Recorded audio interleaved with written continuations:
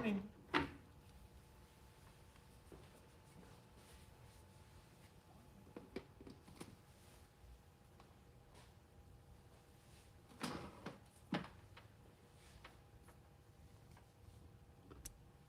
Gotta plug my phone in.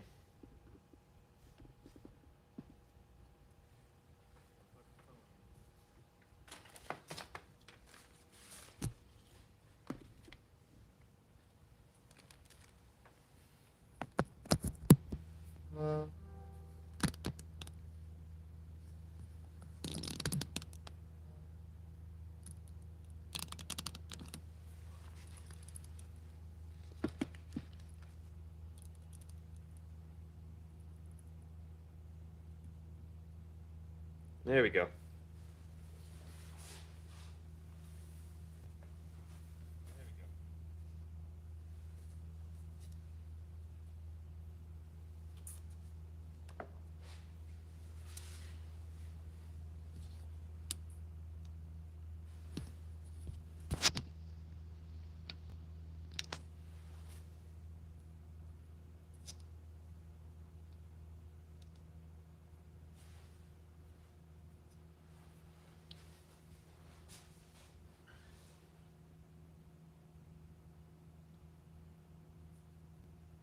Okay, that's better. Today I'm going to rebuild a Fox DHX2 coil shock. This one is blown. A bunch of oil popped out right here. These seals are very supple, but it also means that these do require very strict service intervals if you want them to stay in top shape. So I've already recorded all the settings. The customer has the coil, so I'm just gonna get to it.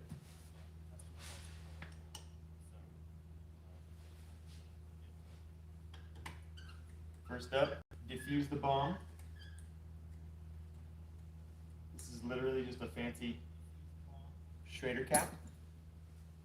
As you can see inside here, it's just a Schrader valve. Flashlight.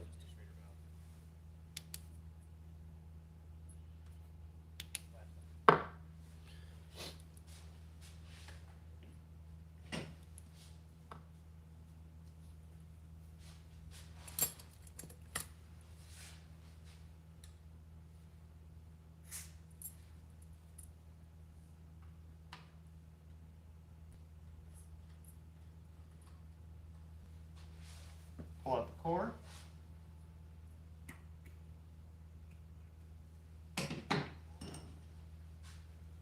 Push the cap down. There's a metal ring inside. Push the cap down. There's a metal ring inside. Use my old Marzocchi tool.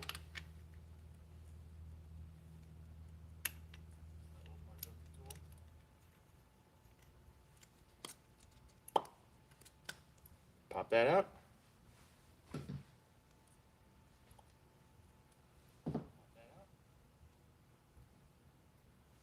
O-ring.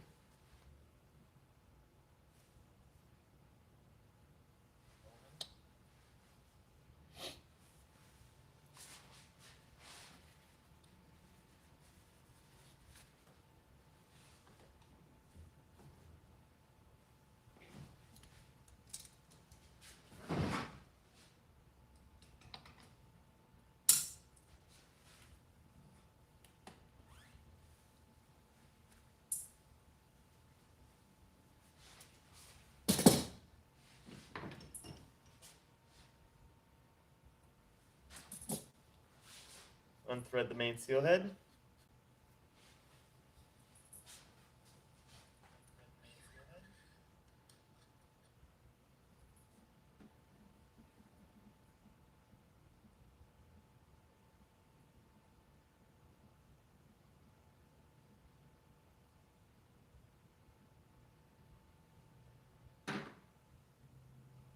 And I'll push the IFP in to get as much of the oil out as possible.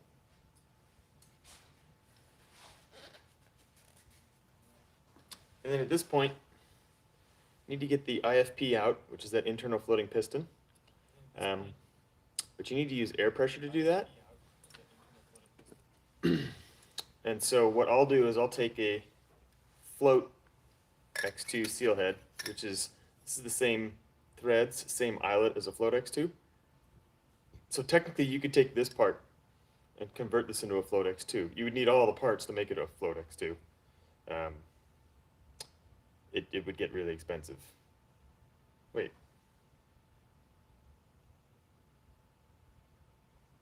Is that correct? I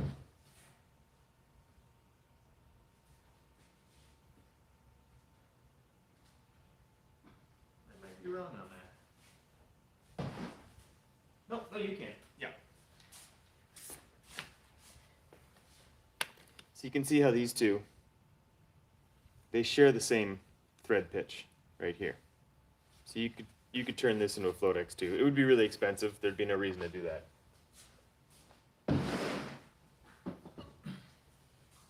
So anyway, back to what I was saying. Take a float X2 seal head, thread this in, and I thread it in until that O-ring hits. Now this is sealed, and I can pop some air in there and just blast that little thing out. So air's on the other side of the room. I'll be right back.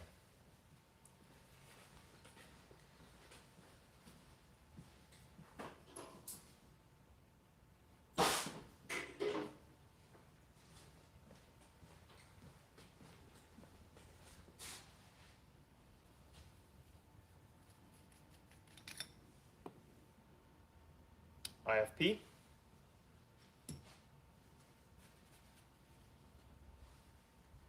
More O-rings.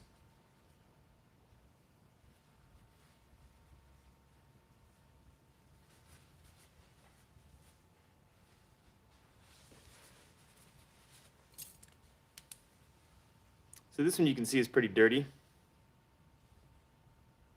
So we'll clean all that up.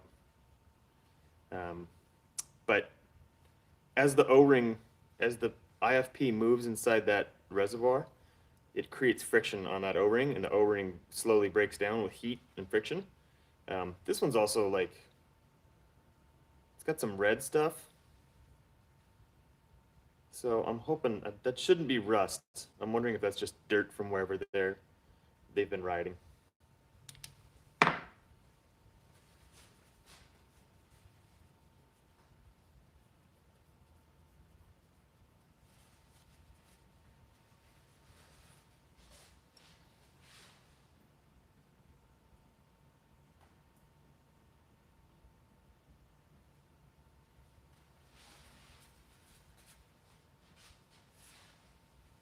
I'm going to remove the adjuster caps. Adjuster caps have 2 pinholes, and then you can see there's a tool that fits that. If you don't have the tool, you can use the Schrader cap. Now, if you don't have the seal kit to rebuild this, and you don't understand the instructions, I wouldn't take this apart. That's just me. But they do, for some reason they include this tool here. I don't know why you would want that like on the trail, but there it is.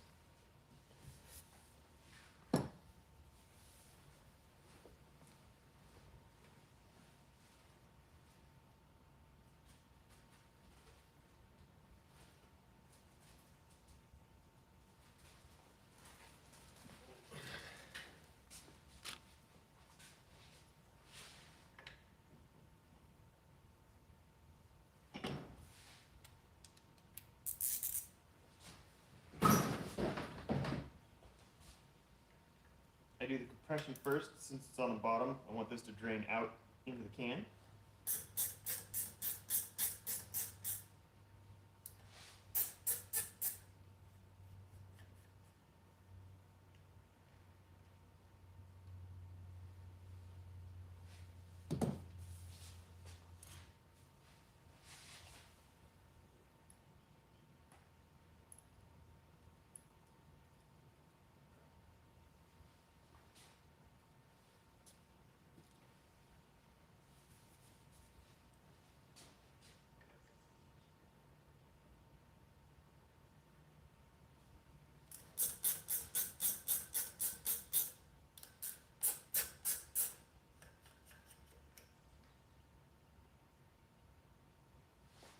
So when these come out, they don't always come out this way.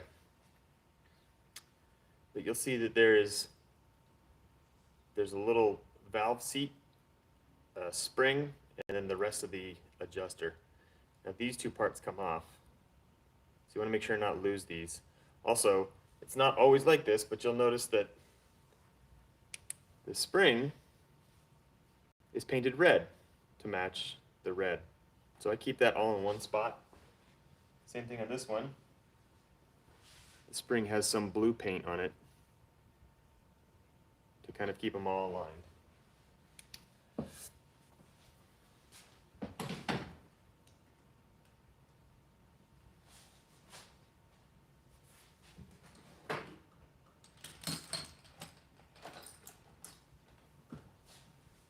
Down inside, let's see if this can get a good clear view. There's some little valve seats that are threaded in there. And of course they require another special tool. Looks like a little castle tool. These are left-hand threaded inside. So you righty-loosey, lefty-tighty to get these out. You don't necessarily need to pull these out during a service, but I always do because there are some check shims in the back that can come dislodged. And so I want to make sure that those are all where they're supposed to be. If they become dislodged and you get the whole thing put back together, sometimes it can cause some weird damping issues. So we'll get those taken out too.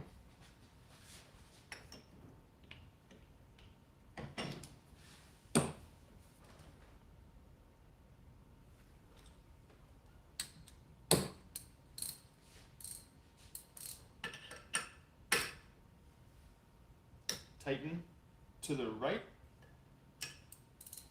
Sorry, loosen to the right.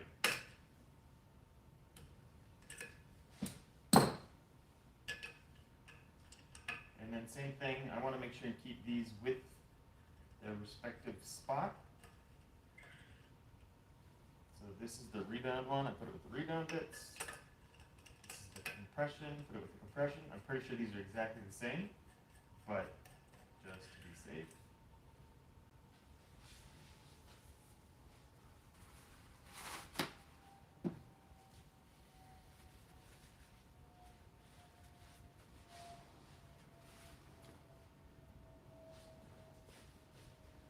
So on the back side of this, there's a little circlip. Let's see if we can see that. And that circlip can come dislodged. And then all those little shims, they'll still be captured inside the shock, but they won't work right. So I just want to make sure that circlip's where I want it. I want to make sure there's no debris inside here.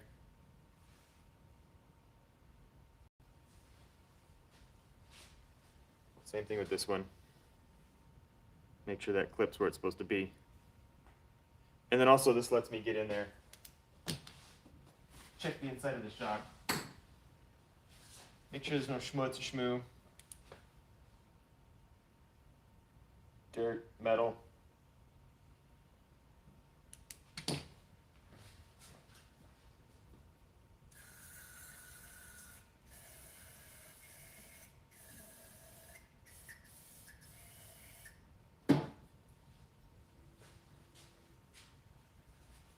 And then I'll also pull off the bleed screw, which is 2 millimeter.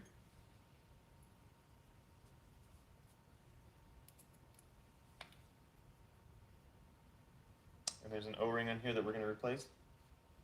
So pull that off.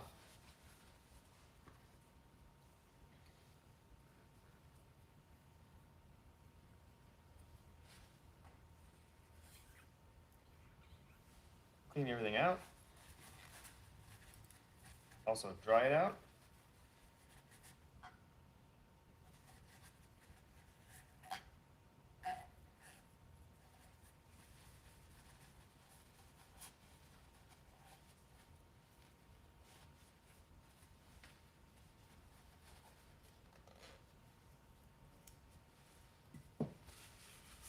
Set that aside.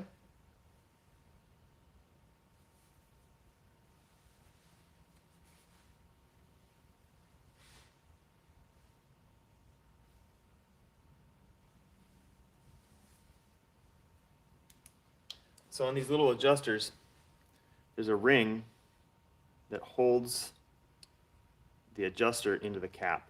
And you can see there's a slot at the back. And so I'm going to turn that ring around to the back.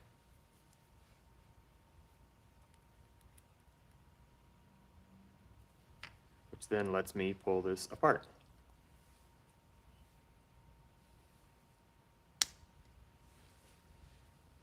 And then there's two O-rings. There's an outer O-ring and an inner O-ring. So I'm going to replace those.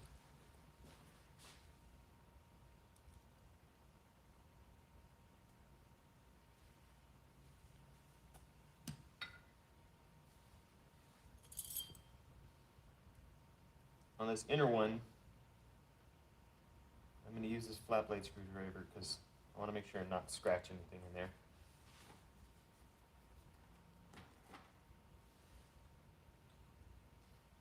Q-tip.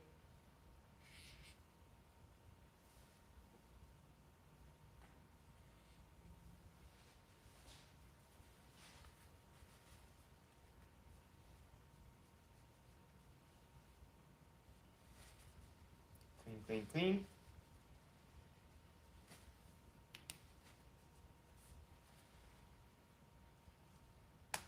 Same thing on the compression.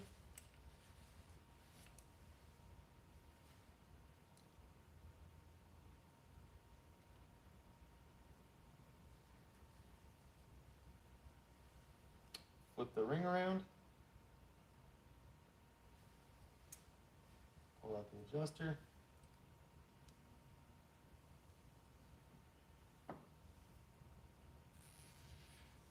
Q-tip.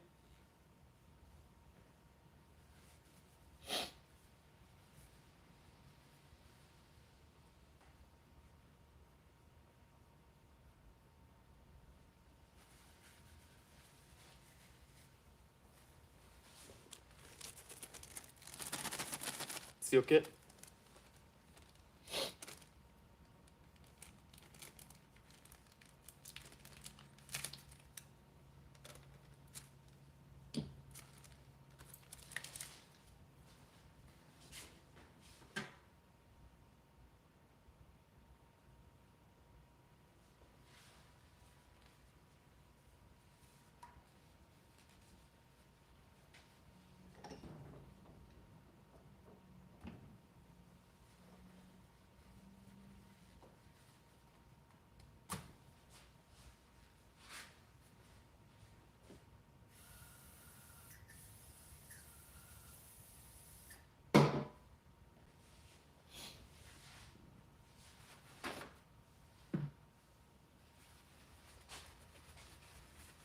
So the DHX2 is a twin tube design, which means it's just a tube inside a tube. It allows Fox to control the oil flow direction. So the oil in these doesn't go in and out, it goes in and then around and in and then around, so it kind of goes in a circle. So this is the tube that goes inside the tube. And you can see these are the holes that allow it to go one direction. The piston's pushing this way, pushing fluid out through the adjusters, and then comes back to the other side of the body to continue.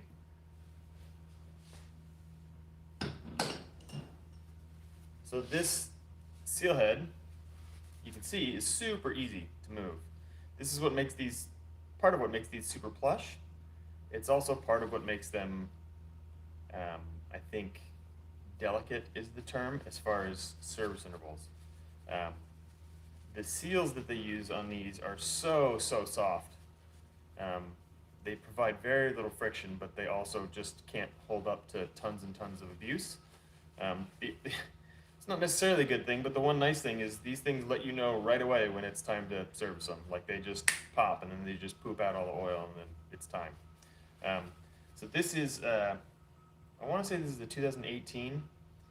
I'm gonna try and see if I can get this apart. They've updated this nut. And I will show you why.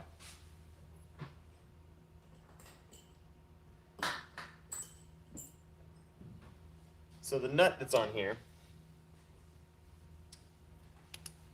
is basically a steel-toothed locking nut. And you can see that it's got these little fingers that are made of steel.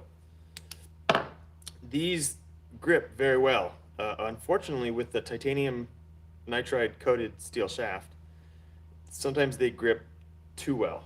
Um, I've had a bunch of these where you go to take this off and the nut comes off like it should. And then I've had way too many. You go to take it off and it galls and it locks onto the steel shaft, and it is now basically part of the shaft.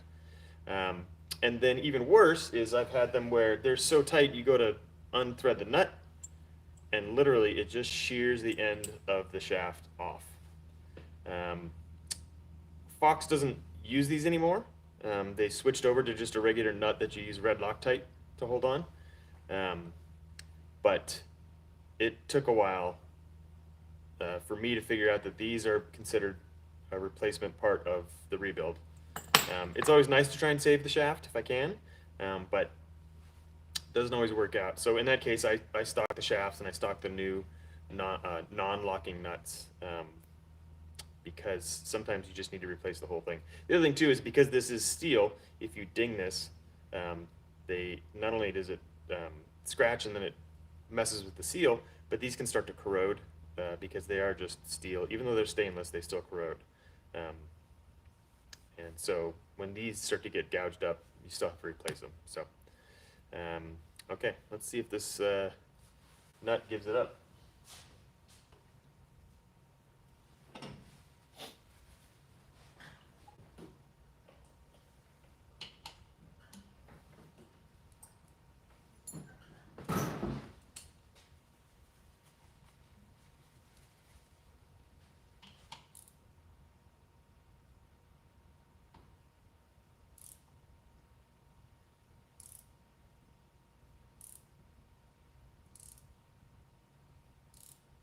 Slowly.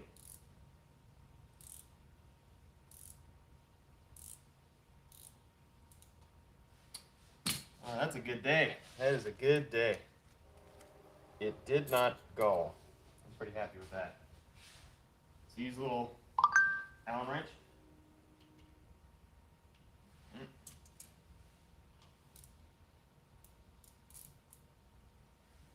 And since I'm not going to reuse this, I put it in the discard pile.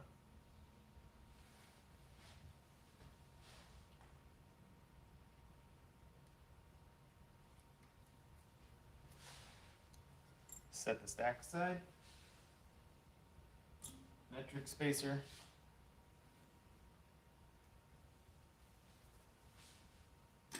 Seal head comes right off.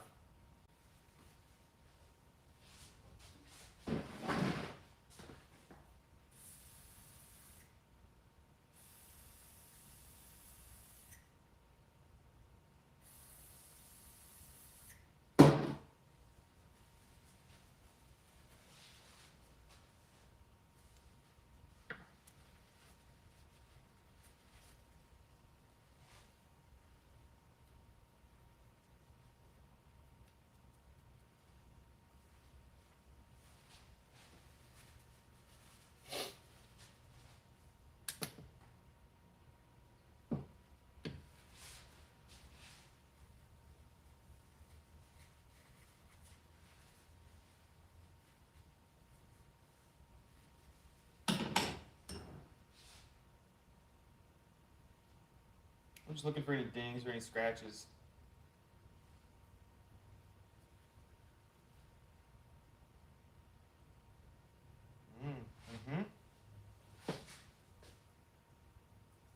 DMY6.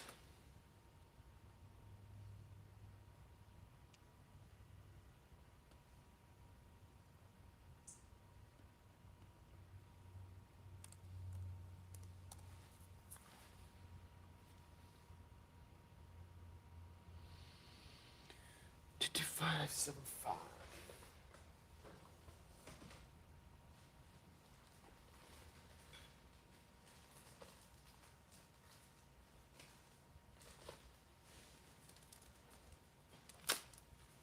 So on this one, I'm going to grab a new nut.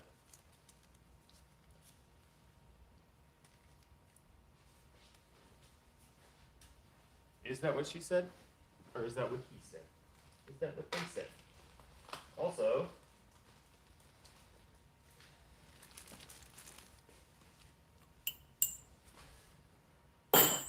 this one's gonna need new shaft. Hopefully we are not done for the day. So,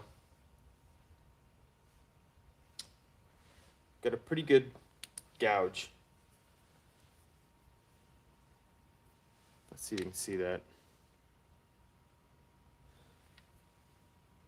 So right here, get that closer. Focus, please focus.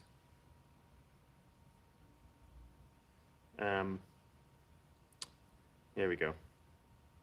So you can kind of see that little scratch. Because this is an oil sealing surface, and it's a pretty good scratch, that's going to be enough to need to be replaced. I could probably put it back together and test it out, but I hate to put all that work into it just to see that this thing does leak. This can also let dirt get in, so hopefully I've got the right part for that.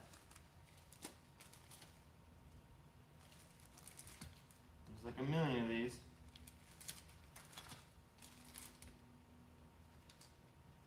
Oh.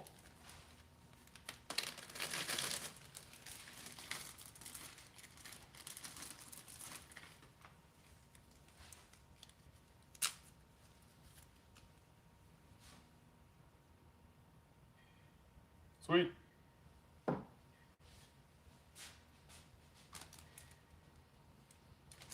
It's nice to have the parts in stock.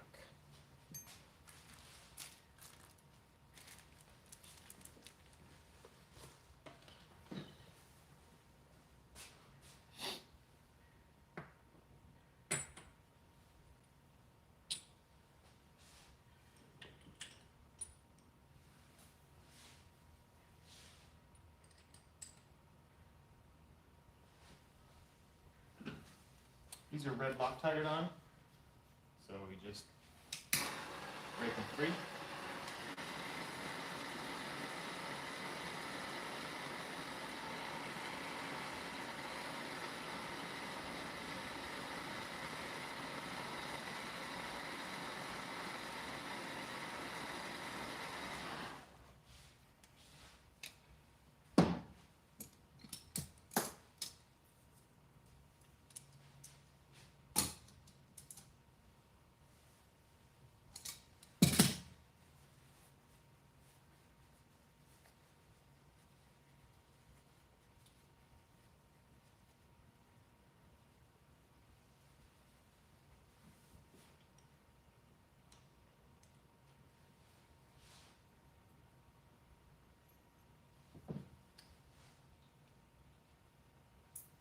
Set that on the vise.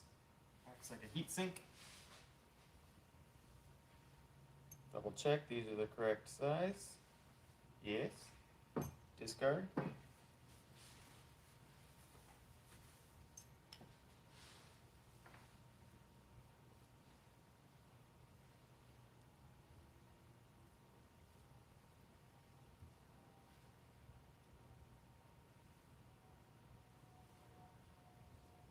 So these seal heads have 3 seals. There's an O-ring on the outside. There's a blue wiper seal.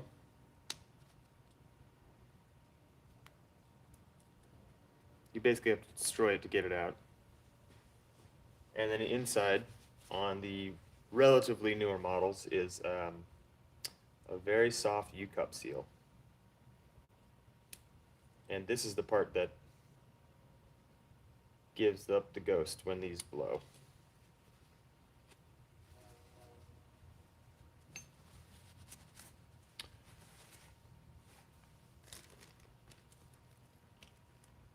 On the Float X2, the air shock, they use this polyurethane O-ring in the same spot because this only has to resist oil forces in one direction.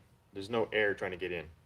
On the air shocks, they use a polyurethane seal because it has to fight oil forces coming out and air going in.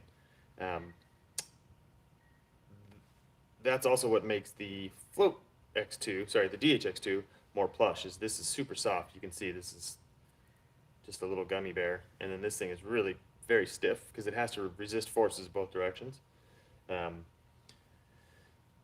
So that's why they swap these out. Different application.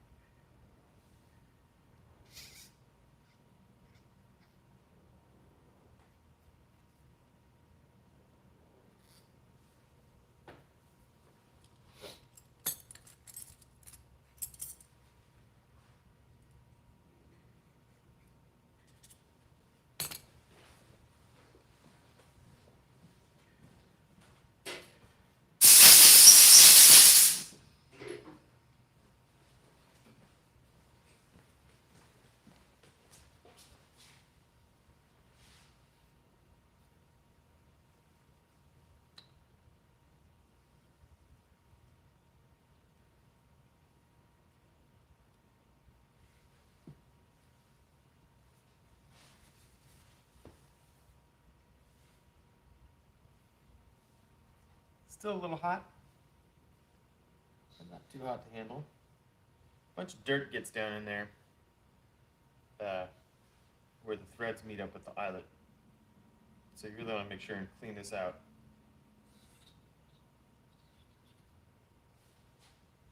Because when we go to put it back together, we're going to use red Loctite and it needs to be very clean.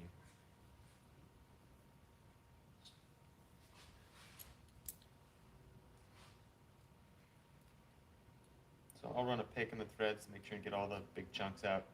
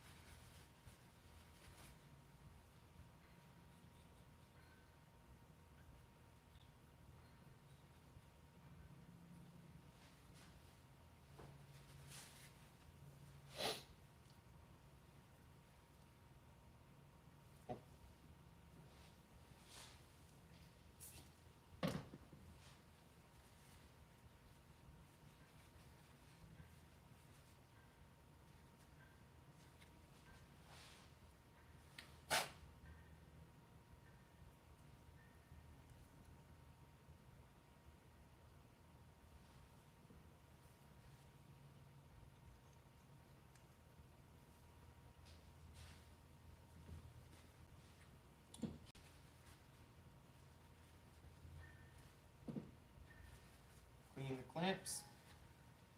Don't want to scratch the new shaft.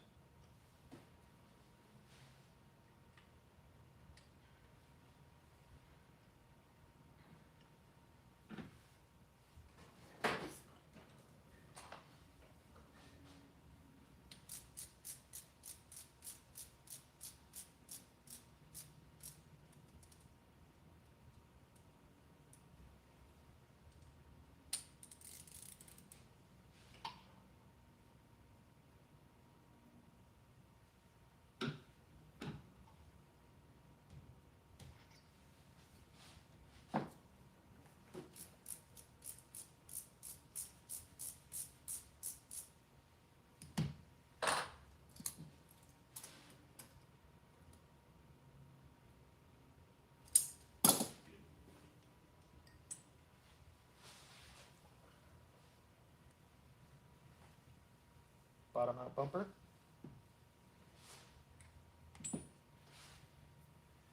Okay. So the seal kit comes with lots of extra bits that cover a couple different generations, so you're not always going to use everything in here. So just know that when you go to put these back together.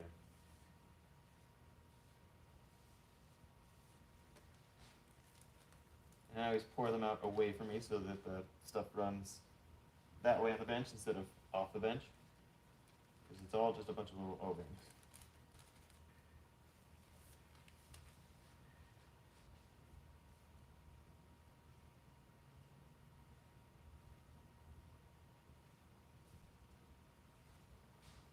IFP O-ring,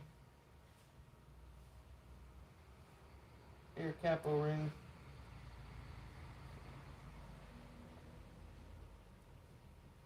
cover O-ring,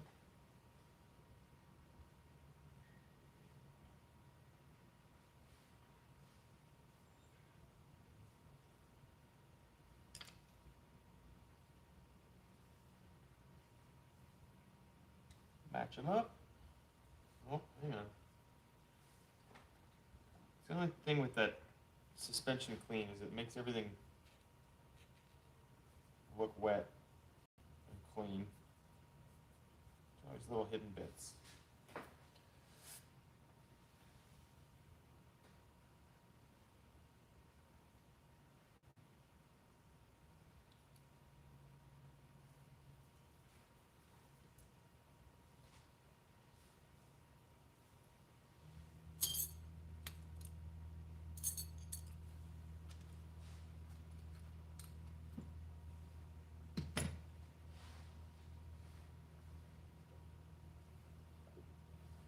I like to preload a little slick honey into the gland where the U-cup wiper is going. It just makes it a little slipperier inside. And these are directional. U-cup seals cup the oil. So if the oil is trying to come out this way, the U-cup faces that way, not that way. Because if you do it that way, it bypasses.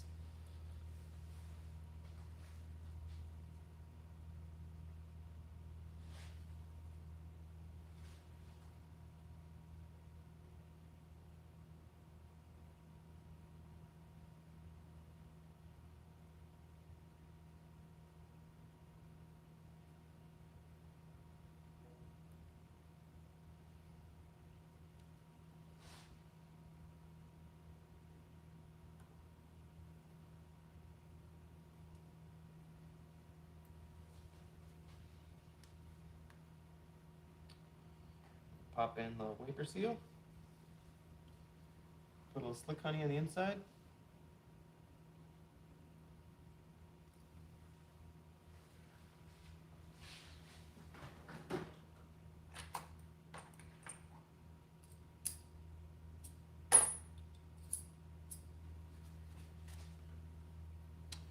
And then even though this has a slightly rounded edge, it's still sharp.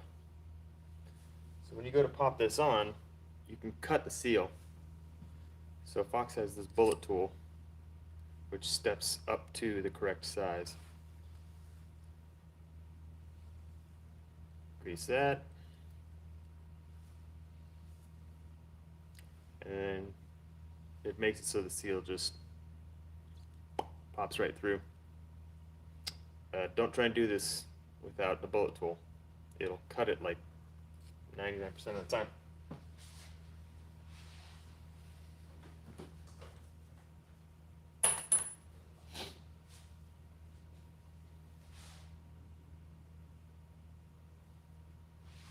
And then I basically just lay stuff out next to what I'm replacing.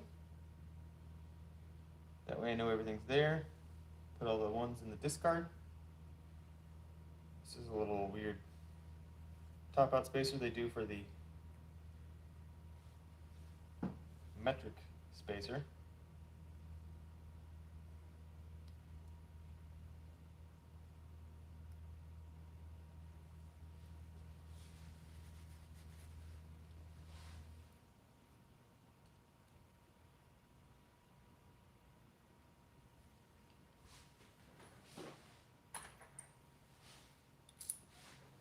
Don't necessarily need it for this, but the bullet tool helps with this too.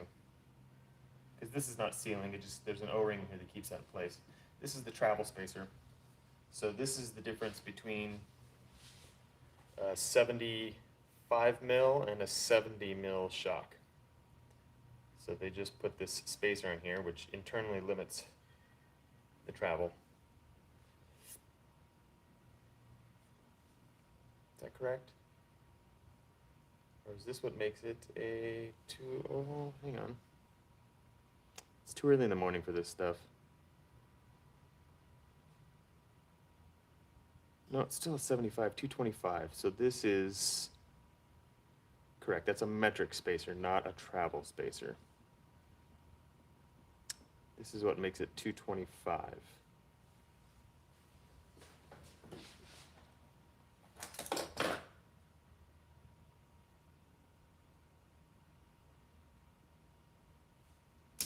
Interesting.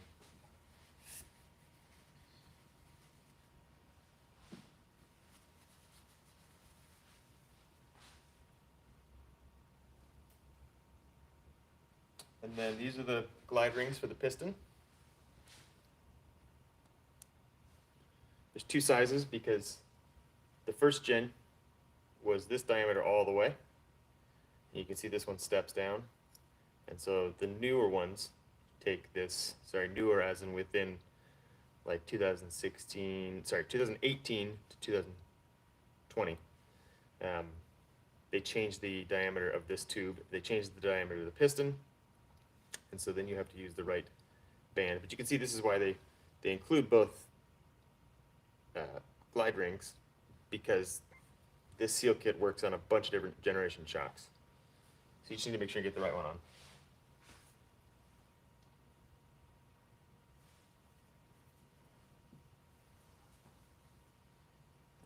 There, here, okay.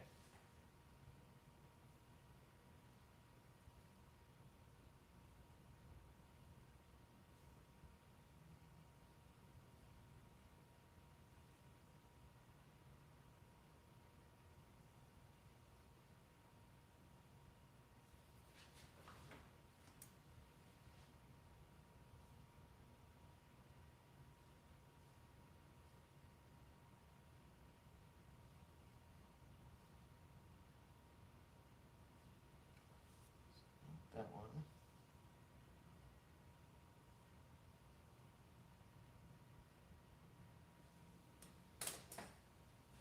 Cool.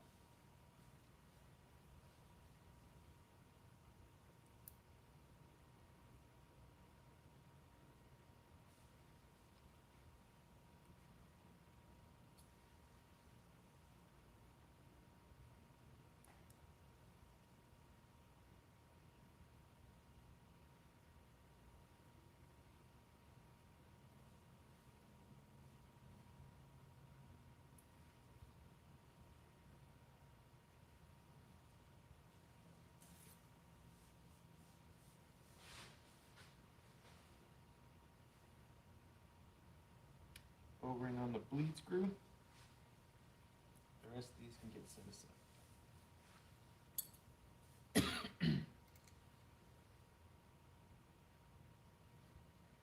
And even though this was a really pretty clean shock on the inside, I still always take the shim stack off and lay it all out because I want to inspect it, make sure nothing's bent or broken or corroded, but also even just a simple cleaning. There's always going to be some shmoo inside between the shims.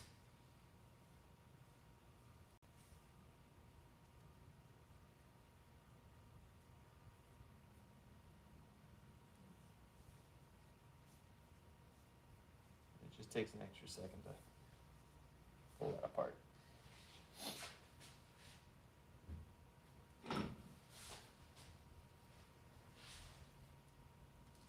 Top out washer.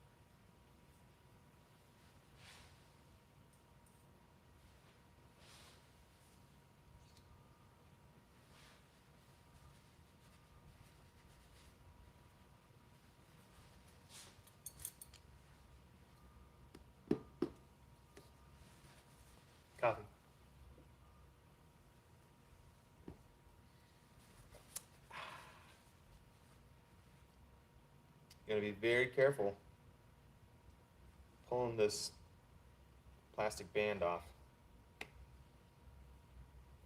I don't want to scratch the piston, but I really need to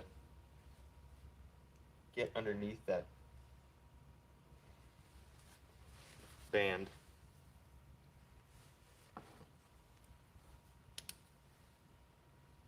So you can see I'm using a sharp tool to get that off. You got to be real careful. And then underneath this is an O-ring as well, which kind of puts pressure outwardly on the band.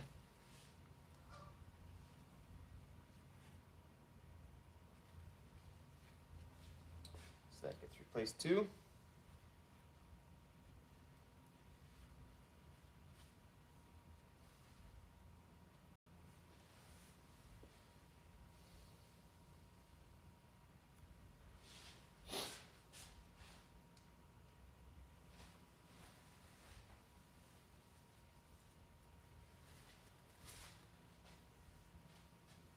More red lactate.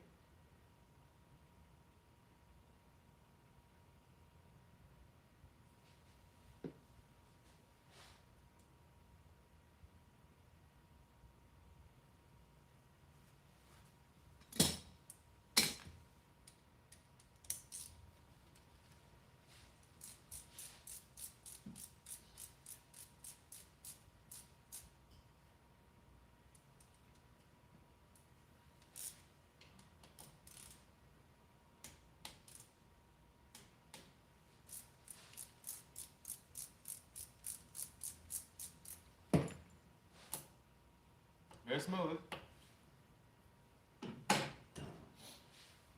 Oh.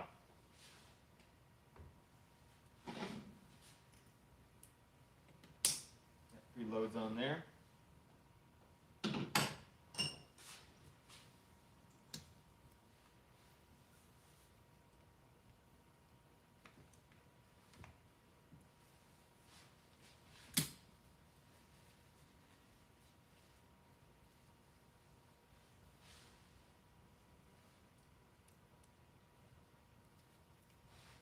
So I'll load these this way, because if I put them in sideways or up the other way, they can get crooked.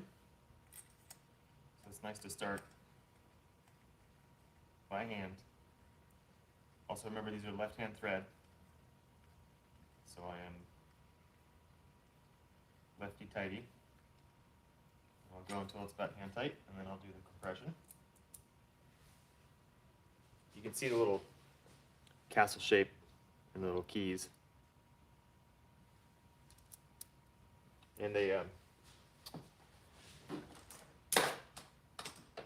3 versions of these. Don't use this one much anymore.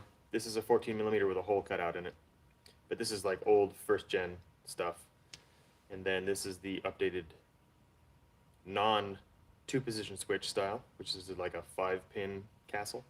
And then this is the tool for the 2-position lockout lever. It's not a lockout, but that's what we call it.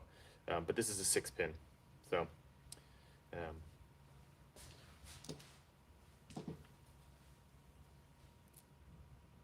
can't really fake it without the right tools.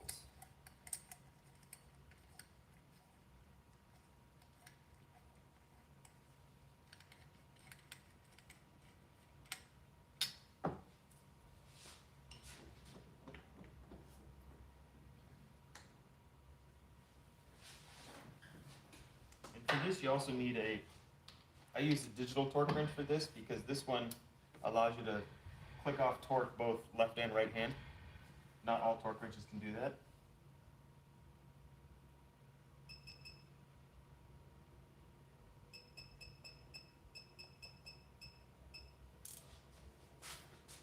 Now, I always make sure and hold it into that fitting real snug, because I don't want this to strip. Find it to click.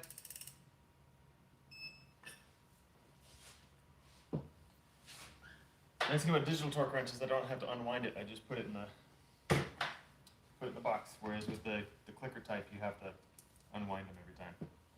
You don't have to, but they do go bad faster.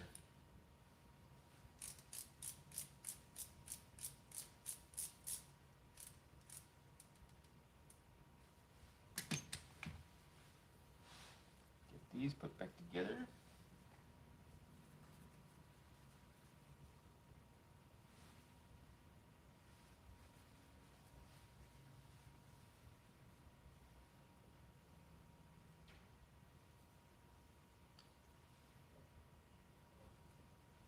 Make sure and slide that spring clip back around.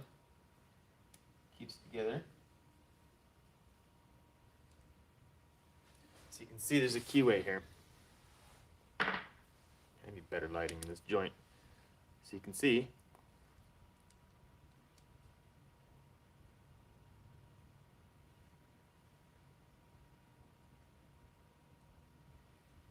and then you slide the key around.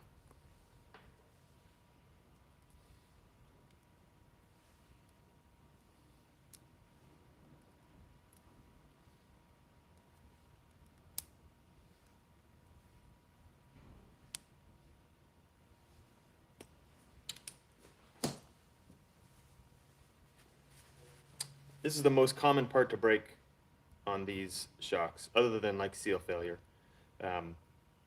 When you go to adjust your compression rebound settings, the adjustment happens here, but it's twisting against the metal cap. And so if you go one way or the other way, full open or full closed, you're literally just twisting that metal pin that keys into the rest of this body. So if you ask for one extra click, it'll give it to you in the form of breaking the anodized aluminum part. So this is not something that I stock because so many of these people just wanted one more click for some reason and snapped the little piece. It still functions inside the shock, but once I get this thing apart, if you've really gone for like 2 extra clicks, these little metal fingers right here, they'll like break off and then they'll float around inside the shock. They generally don't cause a lot of damage, but they certainly can cause a lot of damage. So just be gentle with these. These don't need a lot of, once you get to like a stopping point, that's all you get. There's no free clicks.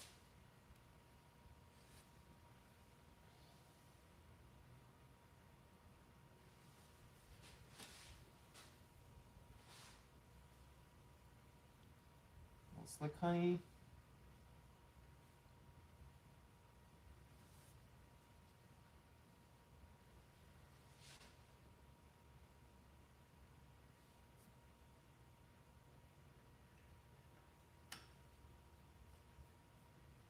I'll always thread these in by hand as far as I can because they are fine thread and delicate.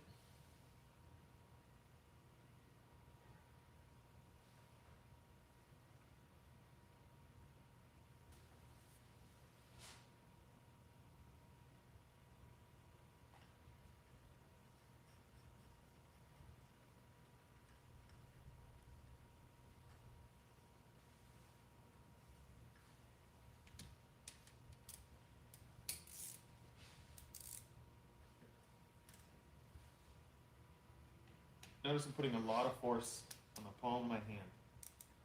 I want to make sure this tool does not slip.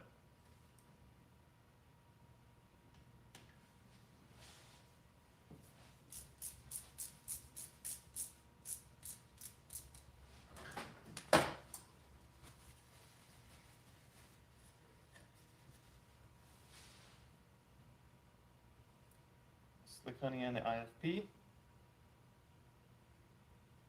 This is going to get filled in the machine, so I don't need to worry about putting oil. But I do need to make sure that the circlip is in there, because when I go to bleed it, it's going to want to push that IFP out. Click.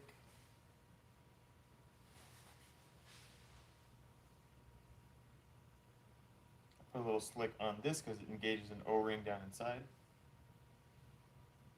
And then on these, I will use float fluid on this O-ring, just because I want to make sure that it lubes that O-ring so it doesn't get cut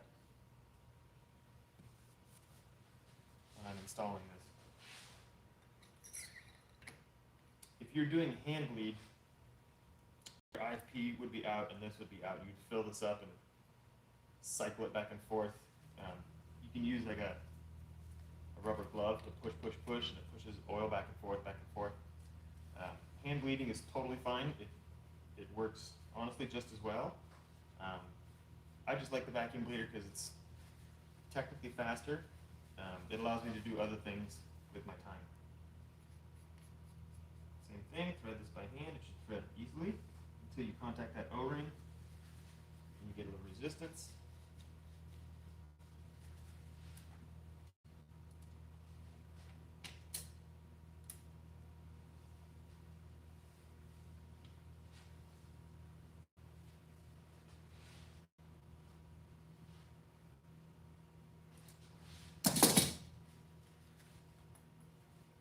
And then at this point, I hook up the bleeder, go bleed it. I'm not going to do that on camera because it just takes too long to see on camera. But anyway, so I'm going to hook this up to a bleeder. It's going to pull a vacuum and then fill it with oil. And then I do that whole cycle again, pull a vacuum, it'll fill it with oil. I do it twice because the first time you're literally pulling a vacuum and pulling all the air out, and then you're filling the shock with oil. And then the second round, you do it again because you want to have this shock full of oil, but also still be kind of pulling bubbles out of the oil. And then you pump it again full of oil. And then I'll set my IFP, cap this off, and then run up the pressure. These I think are like 100 or 110 PSI. And then it's good to go. I'll always do a function test on the dyno. Make sure that all the clickers are doing what they're supposed to, make sure that there's no bubbles, make sure that it rebounds and compresses the way it should. So, yeah, there's a Fox DHX2 full rebuild. Thanks for watching. Leave a comment. Buy a t-shirt. See ya.